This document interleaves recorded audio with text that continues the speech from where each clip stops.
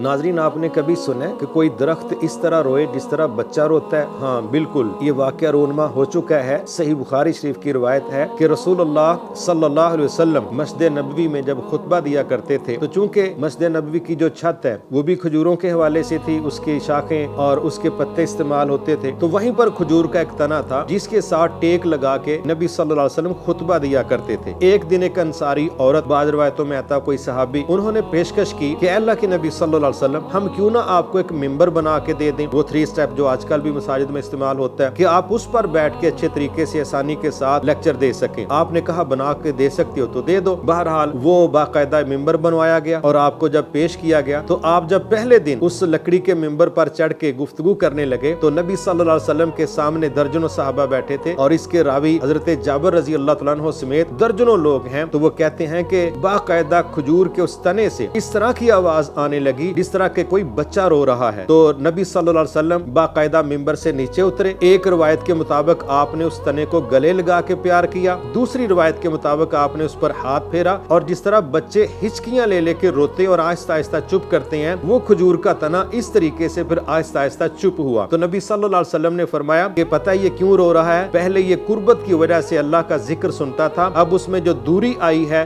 تو اس وجہ سے یہ رو رہا ہے۔ یہ اسیسمنٹ پیش کی ہے رسول اللہ صلی اللہ علیہ وسلم نے۔ ناظرین، اس سے ایک بات تو یہ سمجھ آتی ہے کہ قرآن مجید کے اندر ہمارا عقیدہ ہے یسبح للہ ما فی السماوات و ما فی الارض۔ یہ کوئی ایسی چیز نہیں ہے جس کو ہم سمجھیں جی یہ کیسا ہو سکتا ہے۔ فرمایا زمین و آسمان میں کوئی چیز ایسی نہیں ہے مگر وہ کیا کرتی ہے؟ اللہ تعالیٰ کی تسبیح بیان کرتی ہے، اور ان کی تسبیحات کو اللہ تعالیٰ بہتر سننے اور سمجھنے والے ہیں۔ کھجور کے تنے کا بچے کی طرح رونا یہ اکیلے بندے کی گواہی نہیں ہے، یہ درجنوں لوگوں کی گواہی ہے، کیونکہ خطبہ ایک بندے کو نہیں دیا جاتا، خطبہ سننے کے لیے تو سامنے درجنوں لوگ ہوتے ہیں۔ البتہ یہ روایت حضرت جابر رضی اللہ عنہ نے پیش کی کیونکہ سب لوگوں نے تو اکٹھا بیان نہیں کرنا تھا، لیکن دوسری چیز جو اس میں بڑی خوبصورت آپ نے بیان کی کہ یہ اس لیے رو رہا ہے کہ پہلے یہ اللہ کا ذکر سنتا تھا قربت کی وجہ سے۔ تو میں سمجھتا ہوں اگر بے جان چیزیں محسوس کرتی ہیں کہ اللہ کا ذکر ہمارے لیے تسکین کا باعث ہے، تو ویسے تو اللہ نے انسانوں کے لیے، مسلمانوں کے لیے بالخصوص یہ بات کہی ہے کہ خبردار، جس چیز میں دلوں کا اطمینان ہے، سکون اور راحت ہے، وہ اللہ کا ذکر ہے۔ لہٰذا اگر بے جان چیز اس کو فیل کرتی ہے، میرا خیال ہے جاندار لوگوں کو تو بطور مسلمان بالخصوص فیل کرنا چاہیے کہ ہم ڈپریشن میں، ٹینشن میں، غموں میں، الجھنوں میں جس طرح غرق ہوتے ہیں، اور ہم جو ڈوز لیتے ہیں وہ تو ہم کوئی اور طرح کی لیتے ہیں، لیکن کتنا ہی خوبصورت عمل ہو کہ اس چیز کے علاج کے لیے بھی ہم اپنے دلوں کے قرار کے لیے بھی اللہ کا ذکر کریں، اس کی تسبیحات کا اور اس کی تعریفات کا اور اس کی حمد کا بیان کرنا انشاءاللہ ہمارے دلوں کی راحت کا باعث بنے گا۔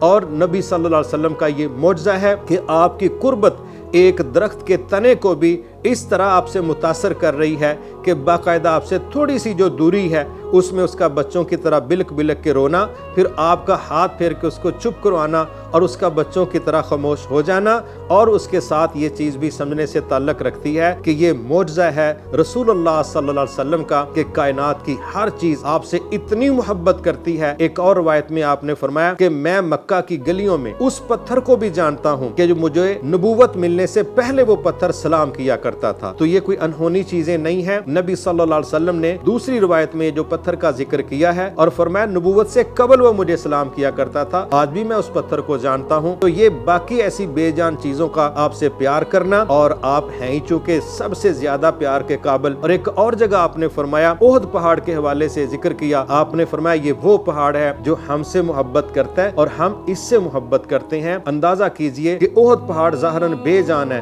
مگر صحیح احادیث میں آپ نے 2 ٹوک یہ موقف دیا ہے کہ ہم اس سے محبت کرتے ہیں، وہ ہم سے محبت کرتا ہے۔ اس سے یہ بات بھی سمجھ آتی ہے اس کائنات کی ہر چیز رسول اللہ صلی اللہ علیہ وسلم سے محبت کرتی ہے، کرنی بھی چاہیے، کیونکہ آپ سے بڑھ کے محبتوں کے لائق کوئی دوسرا وجود اس دنیا میں ہے ہی نہیں۔ السلام علیکم ورحمۃ اللہ۔